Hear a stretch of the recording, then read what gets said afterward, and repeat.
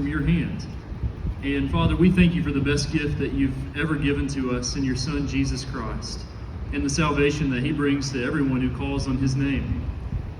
And Father, as the giver of every good gift, we want to praise you for the gift of this day and for the reason that brings us together in celebration. Thank you for 50 years of the Carl D. Perkins Vocational Training Center. Father, we thank you for every dedicated employee that has helped to make this center such a special place. Thank you for their years of service and the diligence in their work that has provided help and hope to so many who have benefited from this great center. And we also thank you for every student, for every life impacted and every life changed by time spent here. And Father, as we celebrate the past today in this rich 50-year legacy, we pray that you would enable us to do so with a grateful heart.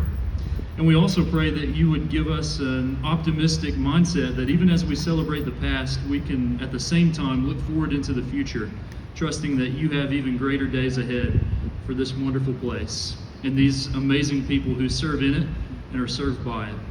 Father, we ask your blessing on this ceremony today, and we ask all these things in Jesus' name. Amen.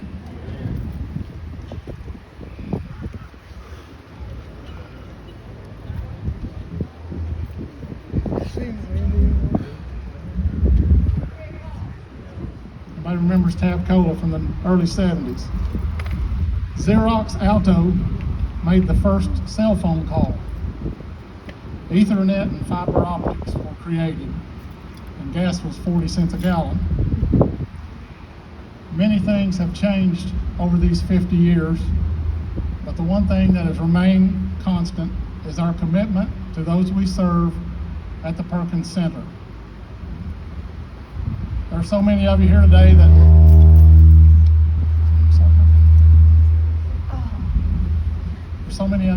want to recognize.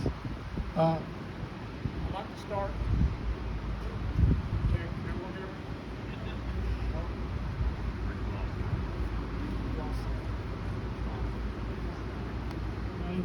We want to thank. I want to start with the planning committee. Those of you that made this happen. All the decorations, all the time you have spent, the work you've done to make this place look just beautiful. Could we please give them a round of applause for the planning committee?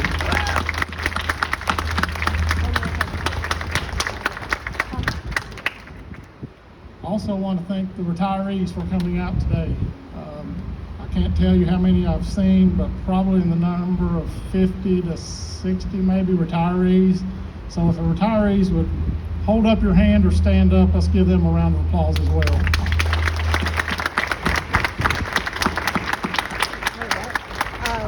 Thank you for your past service to the office and the Perkins Training Center.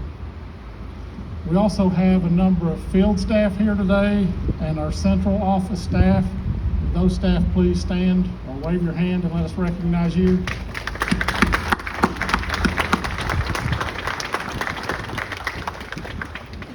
We also have some staff from our sister center in Louisville, the McDowell Center. Would you please stand? In existence since the late 1980s, emerging from the efforts of Dr. Ralph Passanelli, Regional Commissioner for the U.S. Department of Education's Office of Special Education and Rehabilitation Services, and Dr. Donald Dew, a leader in vocational rehabilitation who spent much of his career with George Washington University. These two leaders, for more than a decade and a half, led continuous activities such as conferences, meetings, and other supportive services to problem solve, consult, and develop staff within each training center. The consortium had many great accomplishments. Directors continue to meet virtually on a monthly basis and in person at a host center yearly.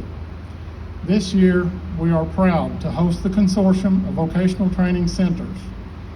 And with us today are staff from 7 of the 8 training centers. I would like to recognize them as well today. And if they would, please stand with their staff when I announce your name. And remain standing. We'll applaud for those at the end. Not with us today, the only center that is not with us today is the Arkansas Career Training Institute, led by Cynthia Gleghorn. With us today and they have been here. They came in yesterday for meetings all day and will be leaving tomorrow, is the Georgia Roosevelt Warm Springs Center, led by Chip Metters. The Maryland Workforce and Technology Center, led by Jim Evans. The Michigan Career and Technical Institute, led by Jennifer Zuniga. The Pennsylvania Commonwealth Technical Institute at the Hiram G. Andrews Center, led by Jill Moricani. The Tennessee Rehabilitation Center, led by Beth Dunahee. Virginia, the Woodrow Wilson Workforce and Rehabilitation Center, led by Allison Shaner. And of course, the Kentucky group, led by the Carl D. Perkins Vocational Training Center staff. So if our staff and the other center staff would please stand. Thank you for being here.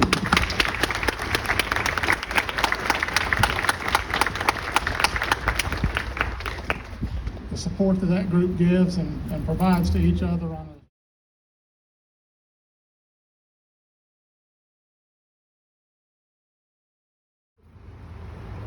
I don't know if Alan was in charge of weather or not, but whoever was, they killed it today. So it's great to be with you. Good afternoon, everyone. I am so grateful to be back with you today to celebrate the 50th anniversary of the Carl D. Perkins Vocational Training Center. In June, I had the privilege of delivering the Perkins Center commencement address. And today, I'm honored to represent Governor Andy Beshear, who is very disappointed he couldn't be with us today to celebrate this historic occasion. Both Governor Beshear and Lieutenant Governor Jacqueline Coleman send their heartfelt congratulations and commend all the Perkins Center staff for your unwavering commitment to the important work you do and the services you provide to so many deserving people. It's obviously not just a job, it's really a labor of love. And for that and many other reasons, you are all appreciated and valued members of Team Kentucky. In addition to all you do here at the Perkins Center, I also want to congratulate our colleagues in the Office of Vocational Rehabilitation who are responsible for supporting the Perkins Center on behalf of the Education and Labor Cabinet. One of the many reasons the Perkins Center was created in 1973 was to enable Kentuckians with disabilities to obtain the services they need to gain meaningful employment and to live purposeful and more independent lives. Since the Perkins Center opened on July 7, 1973, more than 50,000 Kentuckians with disabilities have been served. Those consumers have come from every Kentucky county. On average, individuals from 90 of Kentucky's 120 counties are assisted by the Perkins Center each year. During the early years of COVID, referrals for services dropped significantly. But this year, the Perkins Center expects to receive over 400 referrals. And there are other notable accomplishments. As Alan mentioned, over the past 2 years, Wi-Fi access for consumers has been improved throughout the building by placing additional access points in all areas, specifically in the dormitory. And moving forward, renovations are planned for the assisted living unit, including installation of new HVAC units in all dorm rooms and replacement it provides to nearly 18% of our citizens with disabilities is critical to Kentucky's future. The mission for all of us is to build a better Kentucky for our people. Because of your efforts, it ensures everyone has the opportunity to make a better life for themselves and their families. As a result of your hard work, vocational rehabilitation has served more than 43,500 individuals in the last fiscal year alone, from July of 2022 to June of 2023. There are currently 4,169 Kentuckians participating in training programs. 1,670 individuals are currently seeking employment, and 4,382 individuals have obtained employment with an average wage of $21.51 an hour and working about 34 hours per week. Currently, Kentucky's unemployment rate for residents with disabilities is 48th in the nation. The employment rate for those with disabilities will help build a more inclusive workforce, strengthen Kentucky's economy, and improve the quality of life for our citizens with disabilities.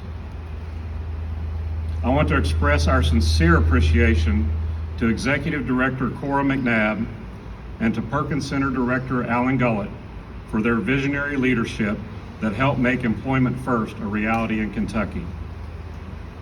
And to all vocational rehabilitation and Perkins Center staff, we are so pleased to celebrate 50 years of a job well done, and we thank you for your incredible service to so many people.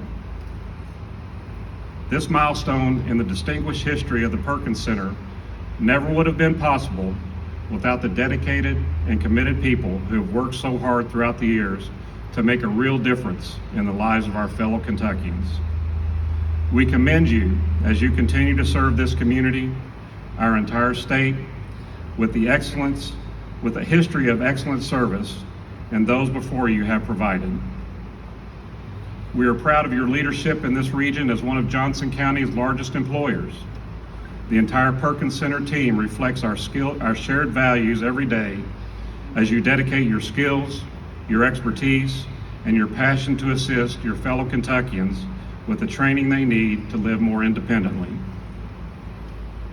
Everyone, please join me in a round of applause for our educators, occupational therapists, physical therapists, nurses, speech language therapists, recreational planners, and to all who have made the Perkins Center a beacon of hope and inspiration for 50 years.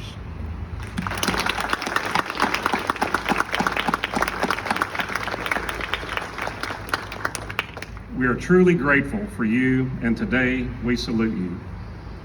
Cheers to another 50 years of service at the Carl D. Perkins Vocational Training Center.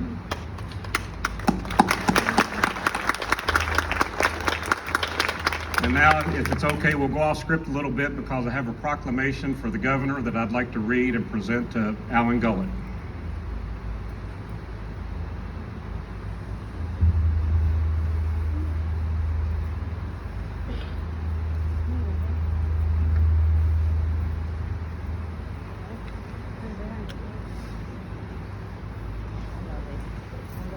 To all to whom these presents shall come, whereas the Commonwealth of Kentucky celebrates this month the 50th anniversary of the Carl D. Perkins Vocational Training Center in Thelma and its 50 years of providing exemplary service to Kentuckians with disabilities.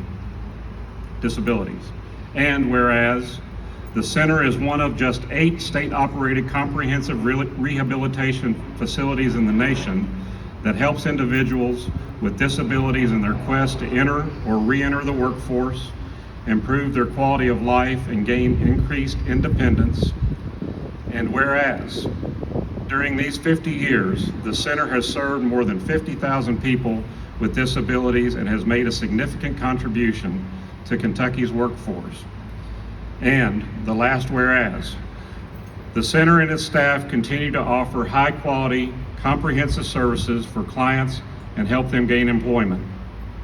Now, therefore, I, Andy Beshear, Governor of the Commonwealth of Kentucky, do hereby pay tribute to the Carl D. Perkins Vocational Training Center and call upon Kentuckians to support the center's mission to help people with severe disabilities gain employment and reach their personal goals of independence. Done at the Capitol in the city of Frankfort, the 13th day of September in the year of our Lord 2023, and in the 232nd year of the Commonwealth. Signed, Andy Beshear, Governor. We always appreciate your words and your support.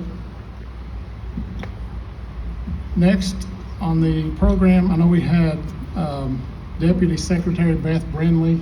She had something that came up last minute, scheduling conflict, and she could not be here with us today, but she sends our wishes for a great day and wishes she could be here. So we will move on to our Executive Director of the Office of Vocational Rehabilitation. Cora McNabb has more than 30 years of experience in the field of rehabilitation in areas of workforce initiatives, grant writing, management, and administration. Cora has been a great supporter of the Perkins Center, and we are appreciative of her tireless efforts for the Office of Vocational Rehabilitation. Ladies and gentlemen, Executive Director of the Office of Vocational Rehabilitation, Cora McNabb.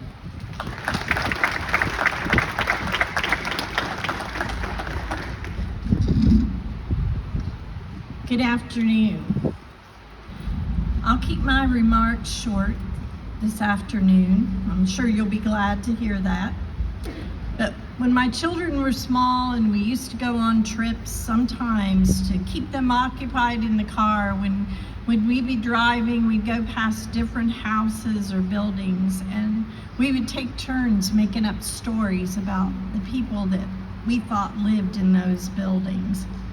And it was kind of fun and it was creative. And we would talk about, maybe there was a doctor or there was a janitor or there was a lawyer and their family that lived in those houses.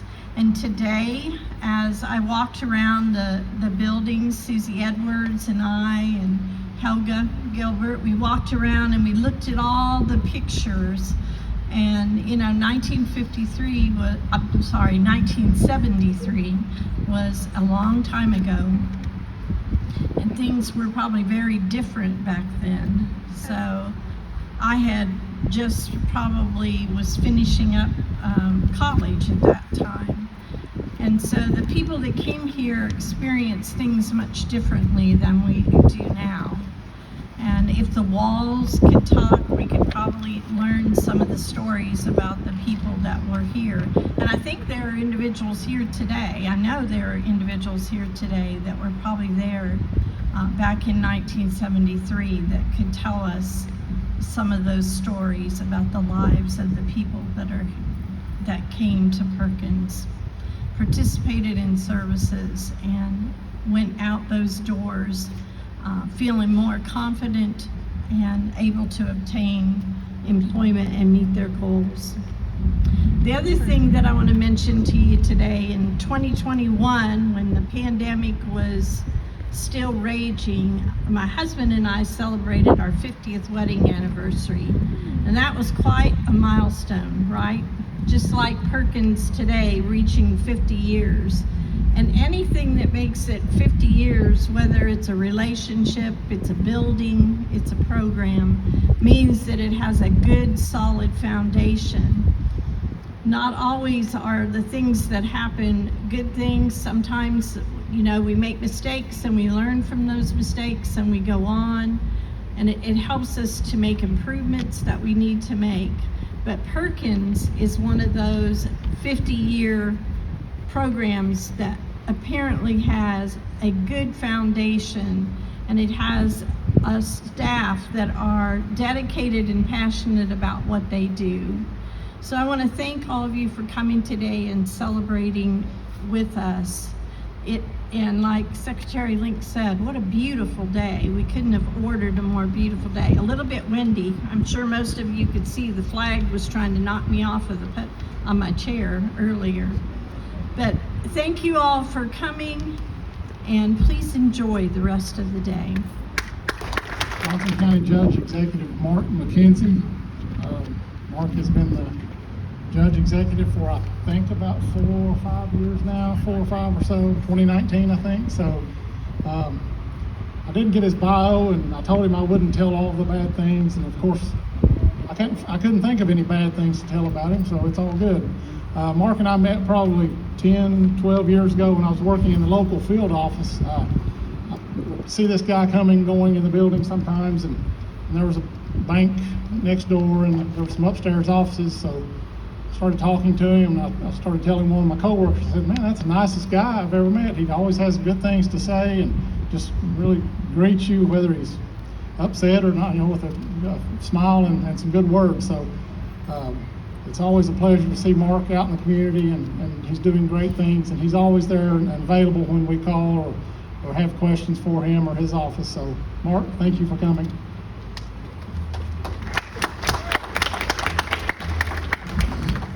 Thank you, Alan. I appreciate your selective comments about me. It is truly an honor for me to be here. I appreciate the opportunity to be here. Thank you for that, to Alan, to all the staff who are here today. I'm happy to be a part of celebrating and continuing to support this organization that I think successfully meets the goals that we all have as community leaders.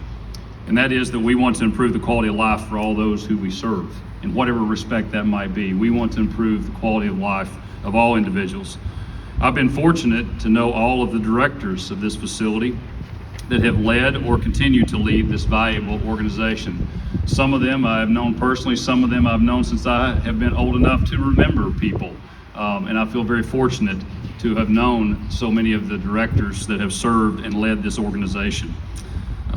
It's been shared previously, and Alan shared that with me, that in the last 50 years, this facility has not just served hundreds or thousands, it's served tens of thousands of individuals, and they've been given the opportunity to improve their lives and gain those workforce skills that are necessary to be employed by many companies and businesses that we all know are seeking employees today. And so it is so valuable what has happened in those individuals' lives to help them to get to a better place and to have a better quality of life. Alan asked if I would comment on some things just locally, because this is our county, this is your county, and the impact of this facility to us as a community. So I'm happy to share for many reasons, but I'm going to mention just a few of how valuable this facility is to this community. First of all, this facility is a significant employer of Johnson County residents and residents from our region. So it's very impactful from an employment standpoint with the folks that work here and serve here. With so many students being served from other parts of the state at this facility, our local economy benefits from that.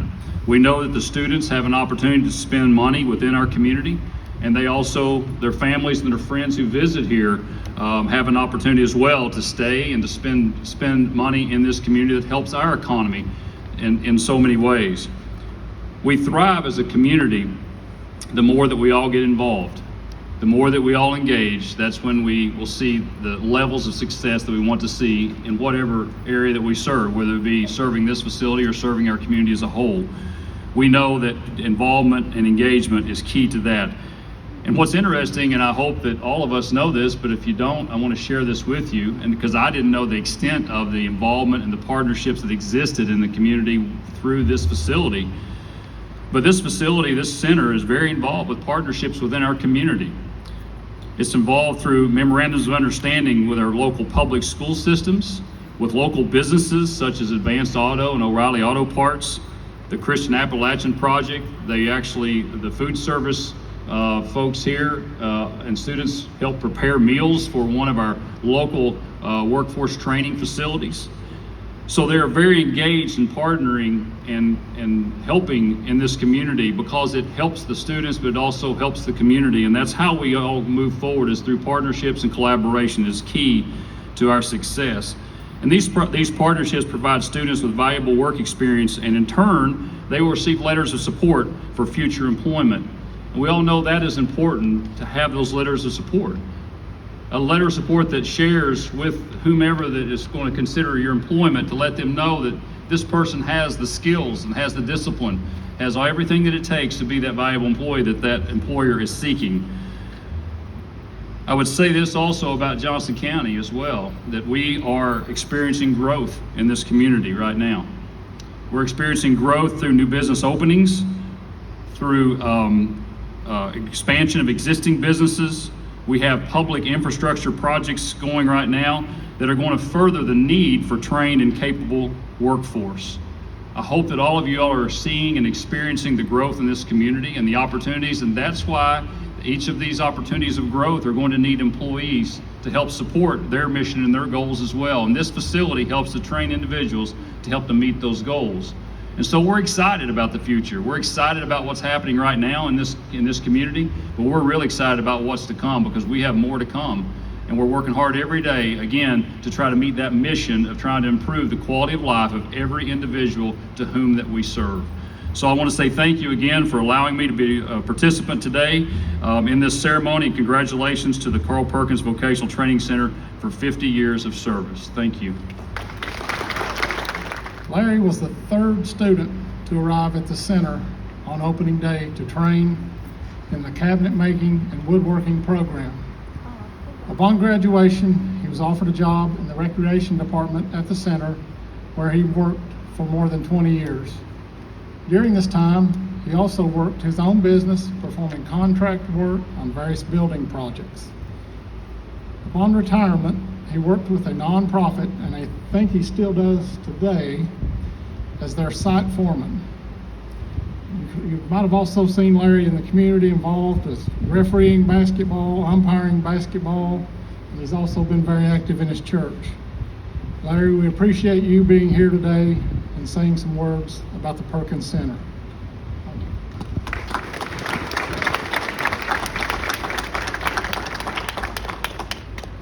Thank you, Mr. Gullett. It's an honor to be asked to come to say a few words. I was so fortunate that I had the opportunity to be a student here. 50 years ago, I was approached by Argus Ferguson, and I believe Larry Joe Wells, come to my county where I lived in Martin County, and offered me the opportunity to become a student here at this facility. And that was probably one of the best choices I ever made in my life, by accepting and that opportunity to come here. When I arrived, it was one of the most beautiful buildings I believe I have seen. You know, I was raised up in an area where you just didn't see a lot. And I want to compliment Alan and his staff. This building looks just about as good as it did 50 years ago. And it's just a beautiful facility. I had the opportunity to go through evaluation. My goal was, I knew what I wanted to do before I come, and I was kind of, I think a few of the staff kind of wondered why I wanted to take woodworking.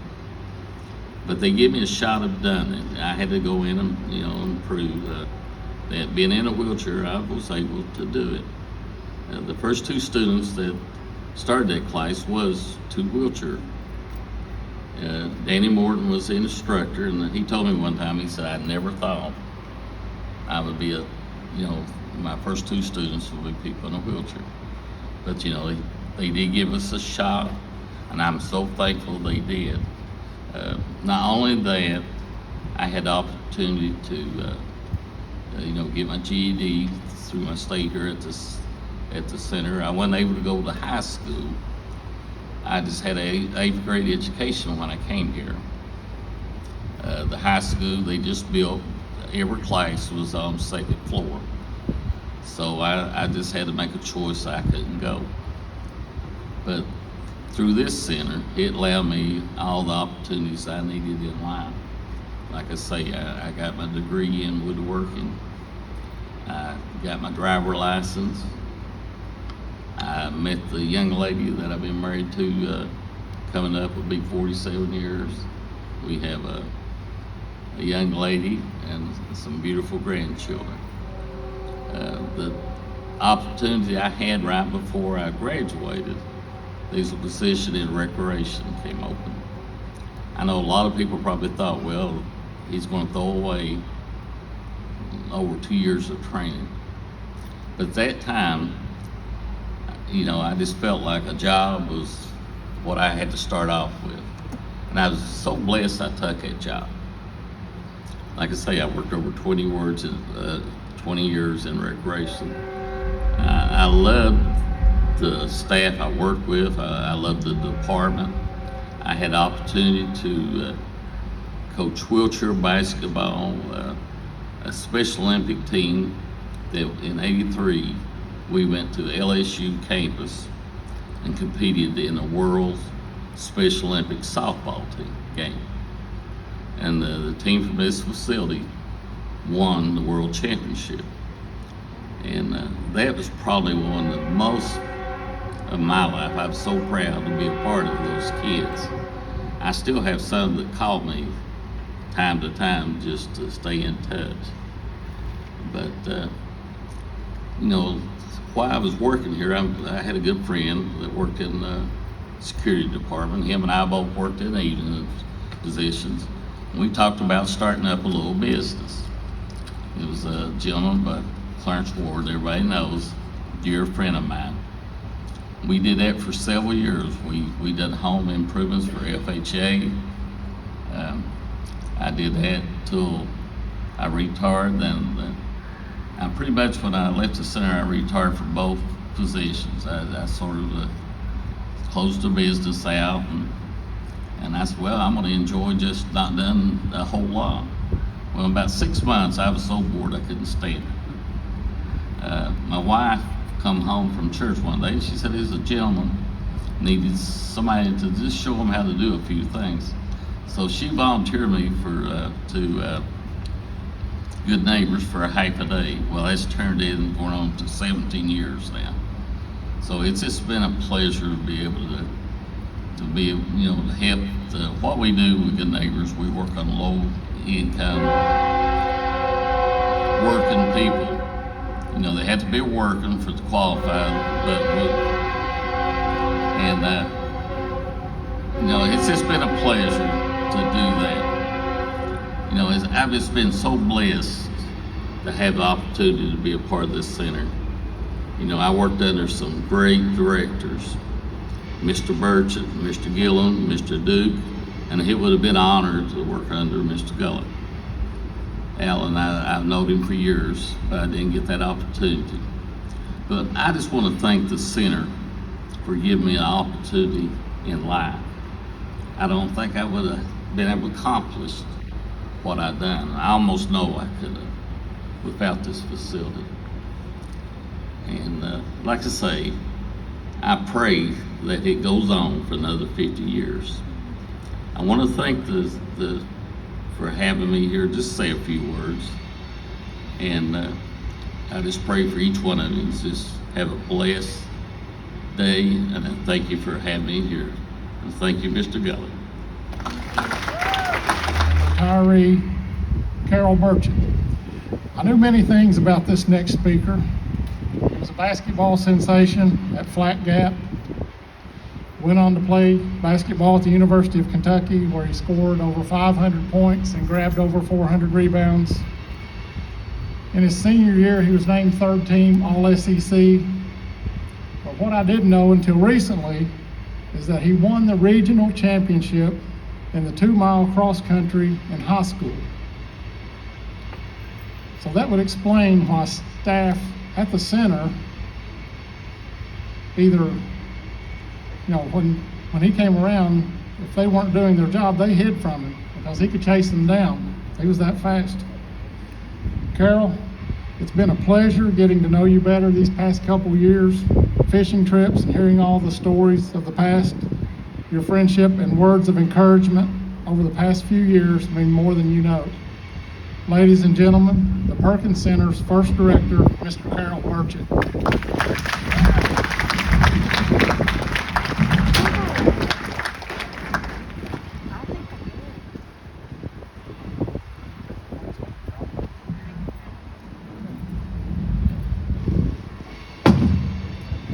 Oh, the flight fell down. Oh, Pray for America. Flight fell. 50 years.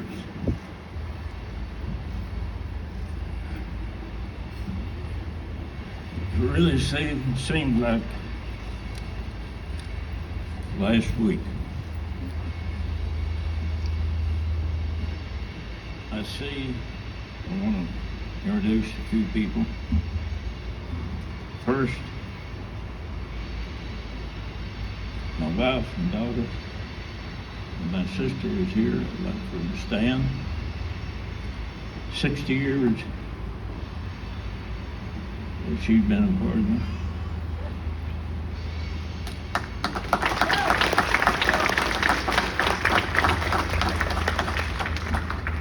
And I'd like for all the retirees that worked for me during the time I was a director to stand.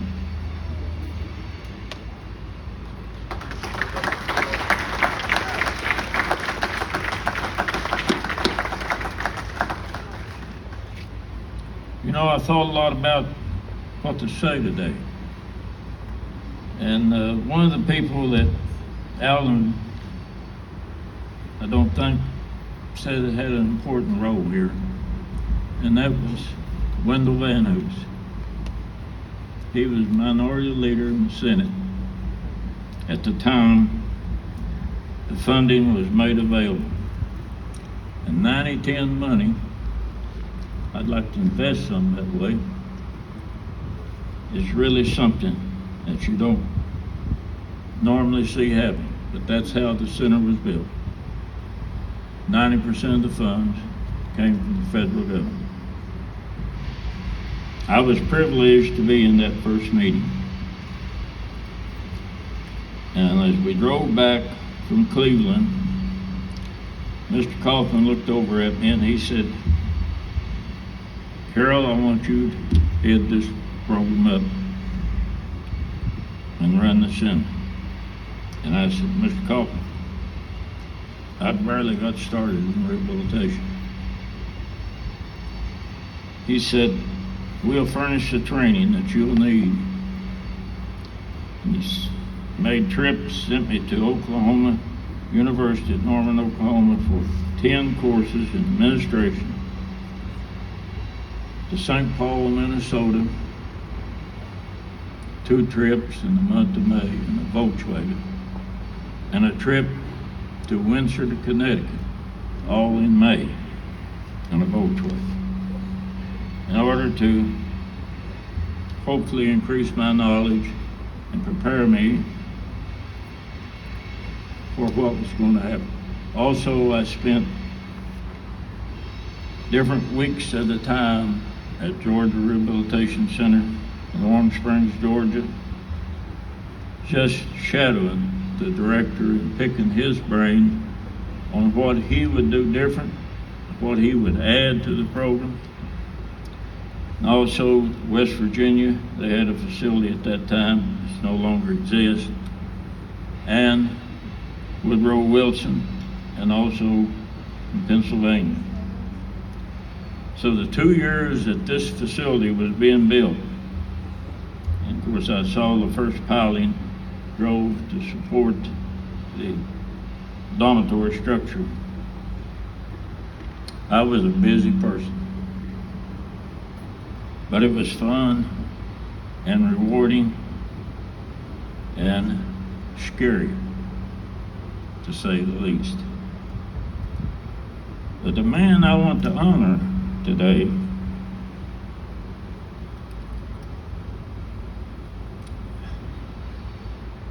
is Basil Mullins.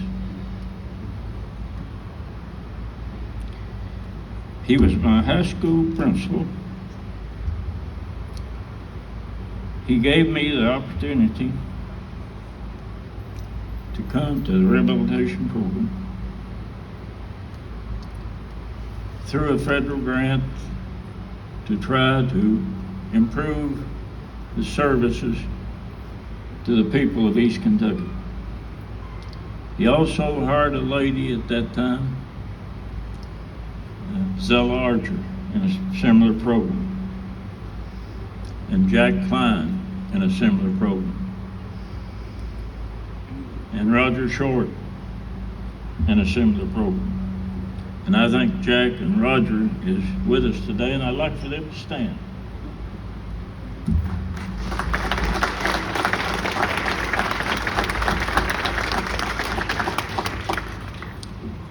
And Gail Gillum was in that group.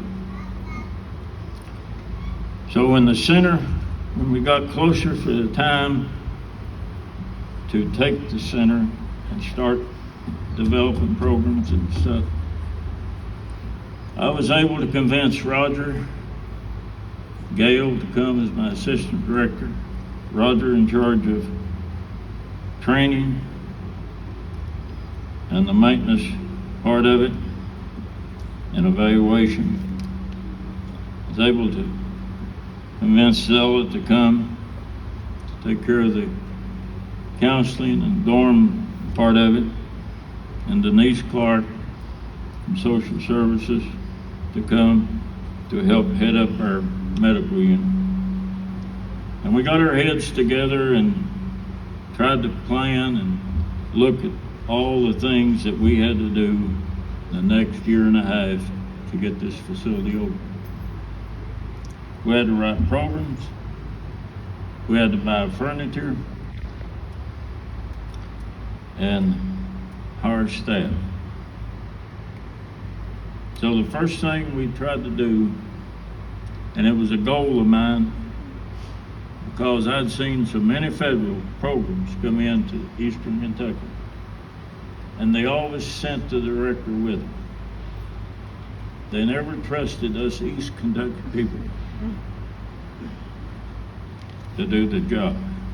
And in most cases, it never got off the ground. So I wanted to hire local, and when I talk about local, the surrounding Big Sandy area. And we were able to recruit people like Jim Williams, who later developed the Highway 23 Museum and the home place. We were able to recruit Bill Duke, who was later one of the directors here. We recruited Paul Williams, and he later became Paintsville superintendent. And those were the kind, and Mike Adams from over in McGoffin County, and Joyce Bowling, who was already with our program. And with that group of people, we sat down and started putting a program together and started buying furniture and all the work that was necessary. And I was very young then, and that's one thing my dad told me: that work won't hurt you. But we had plenty of it to do.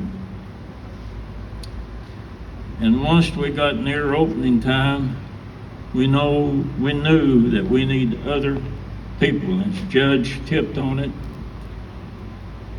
we involved Moorhead University. President Norfleet loved this facility. And he said, any way, Carol, that I can help, we will. And the community colleges and ARH Hospital, we pulled the podiatrist out of South Williamson to work with our therapist to prescribe therapy for our students. Almost 27 years ago was continuing things and working to keep the building and programs going like Mr. Burchett prepared for us. And also I know Wes Duke is with us today. His father, Bill Duke, was director when I came here. He had a huge impact on me and my work in the facility and wanting to keep this building and this agency and this part of the agency going for the next 50 years. So thank you to both of you guys for leading me and helping me in those early years. September 26, 1973, President Richard Nixon signed into law the Rehabilitation Act of 1973, promoting equal access for individuals with disabilities in the hiring and programs receiving federal funding, also emphasizing the provision of service to the most significantly disabled. The Perkins Center had been open less than 3 months at that time, taking the first consumer of services July 7th, 1973. 50 years have passed. We still have much work to be done. We must continue to evolve in the way we serve people and those services we provide. Therapies, vocational and occupational training, life skills, counseling, and all the other things we do to assist our students in achieving their goals. In early August 2023, NTIDE, us VR folks have acronyms for everything, don't we? NTIDE, which is the National Trends in Disability Employment, issued through the Kessler Foundation and the University of New Hampshire, stated that more people with disabilities are engaged, working, and seeking work. The labor force participation rate for people with disabilities increased from 39.7% in June of 2023 to 40.4% 1 month later in July. Wow. For those without a disability, the labor force participation remained the same at 78.4% over the same 2 months. Still a huge gap in the participation rate, but one that we all can agree is closing. I want to give you a quote from Ralph Braun. Many of you have seen the Braun Ability and vans that have a Braun name on it. He's the founder and CEO of Braun Corporation. He said, "I'm only one, but I am one. I cannot do everything, but I can do something. And I will not let what I cannot do interfere with what I can do." As one, closing this gap may be difficult, but as one, we can continue the fight for the next 50 years. The Perkins Center and our staff appreciate each of you being here today. We hope you enjoy the rest of your day with us, and we thank you for coming. Thank you.